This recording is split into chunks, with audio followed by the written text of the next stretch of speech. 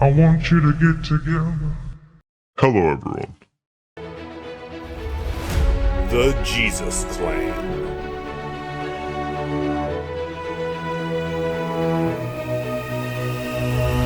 With Dan. Salute, folks. And hopefully this will just be a quick one to throw out into the ether today. I have a lot more interesting and compelling content in the works as we speak for this channel. And considering my last video was more positively oriented, forgive me if this one's a little bit more on the negative side, but it's going to be good and bad. And regardless of whatever thumbnail I decided to use, I actually have really good things to say about Paul from Understanding Conspiracies specifically. Because yes, I've been aggressive towards some content creators, and I'm going to do a little bit of that in this one too. However, I'm going to give Paul his due. He's the only one I still watch on a consistent basis, and I see no lies or deception in him. And he obviously didn't ask me to do this, and he probably wouldn't want me to do this. I'm not being a Captain Save a H word for Paul. What's that fool name? Captain Save a House. And Paul obviously isn't an H word anyhow, and has been holding his own just fine for many years all by himself. But suckers with no heart don't want no parts of this. Fool rolling with the funk. But I discovered him in about 2020 or 2021 when his clown videos were getting re-uploaded on BitChute. I was a BitChute exclusive guy during that stage of the pandemic. And I did hop over to YouTube to check him out and subscribe for future reference, hence why I still rock with this content to this day. And other than Paul, I don't pay attention to any of the other little season type channels anymore. Well, he's not. That's probably why I still like him. Because the other channels just... Why would I watch people that just make me angry or physically ill? But it was brought to my attention that somebody was criticizing his symbol. And when I first discovered him years ago, when I hit that subscribe button on YouTube, it wasn't rocket science. I looked at the symbol, I was like, huh, that's interesting. There's 6 points there, there's a few circles, huh. Oh, okay, his channel name is Understanding Conspiracy. Maybe it took me a second or two to put two and two together, but it wasn't a brain buster. But Paul's an approachable guy.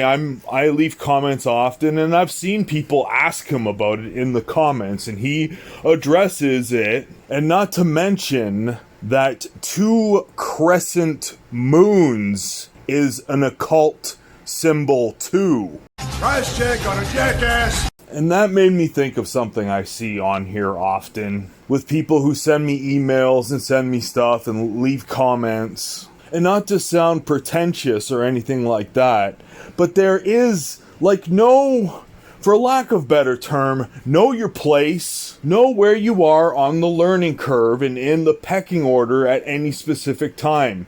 Because sometimes you gotta humble yourself, and I've had to do that myself. It's been a learning curve for me, and I've humbled myself. For example, there is an elder of mine that I really like, and I really like to listen to. And I've referred to him a few times, and he's excellent. And he doesn't need the little season. He's a Jesus guy, man. He's got it figured out. He doesn't need...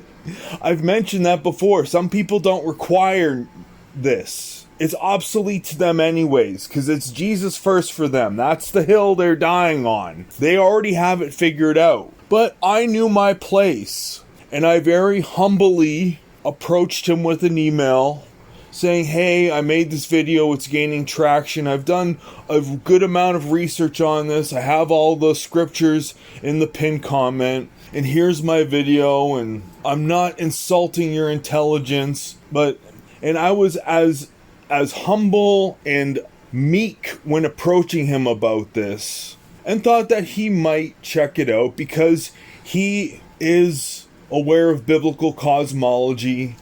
He's aware of spiritual warfare. He even made a few videos way back in the day, before it was even a thing, of Billy Graham shape-shifting lizard tongue and stuff like that. But since I was polite and kind about approaching him about it, he politely replied that he wanted no part of watching my video. And I was okay with that. I still love his stuff because he's a Jesus man.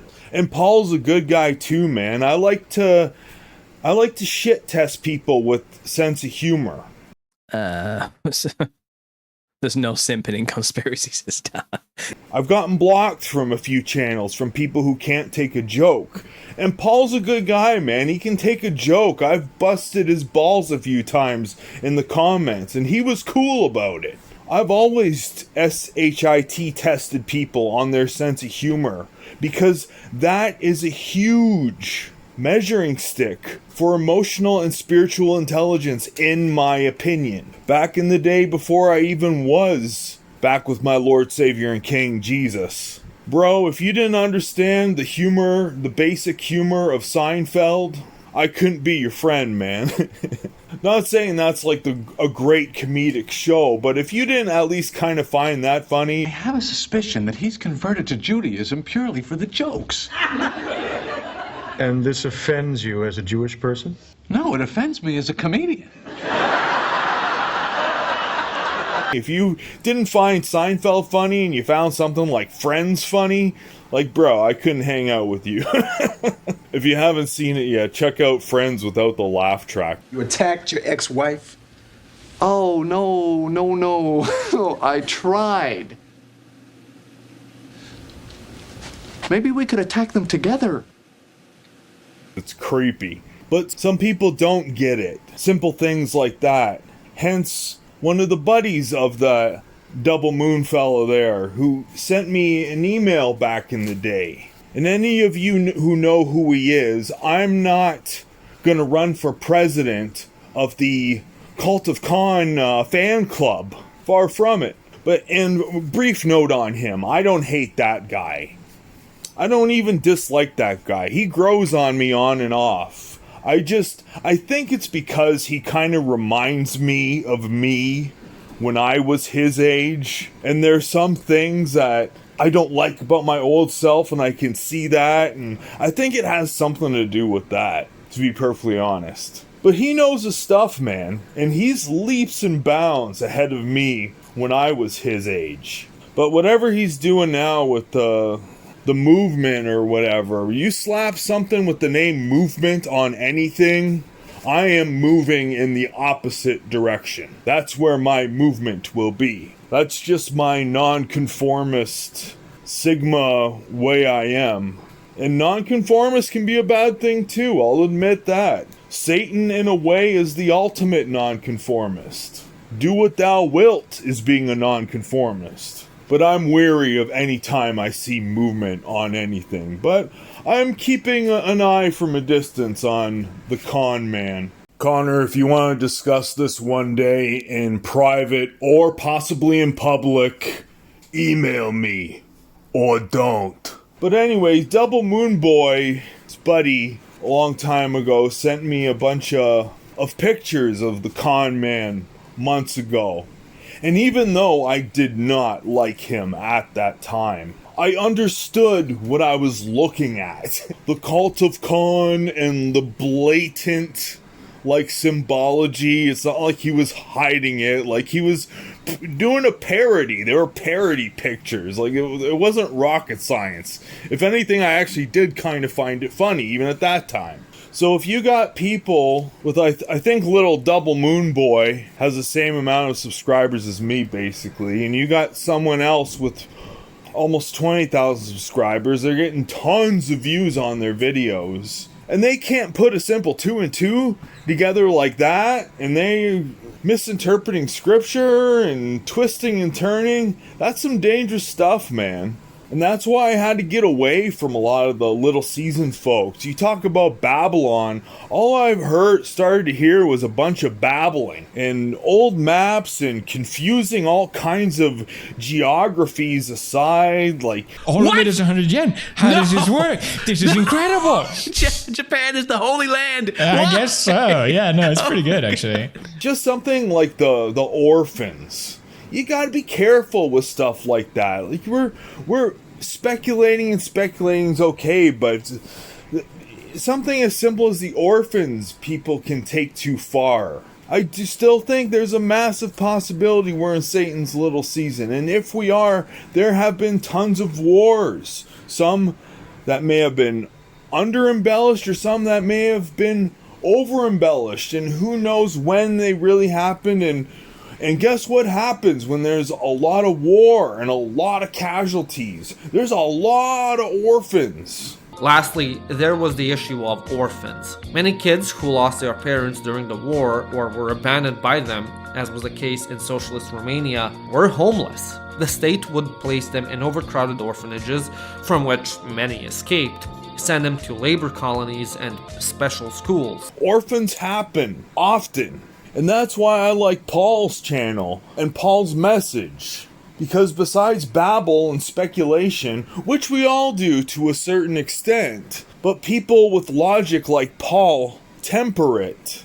And he focuses a lot on spiritual warfare, which whatever time we are in, but especially if we're in Satan's little season, or other case scenario, if we're in the end times, or whatever, we're in an evil time right now, and the evil is rampant. And the fact that he teaches and brings awareness to the fact that spiritual warfare is an important factor in all of this is extremely, extremely important. And it's a way more important factor than the babble I see from other people. So thanks for your work, bro. Thanks, Paul. Because I've been a massive critic of the commercialization of this type of content too.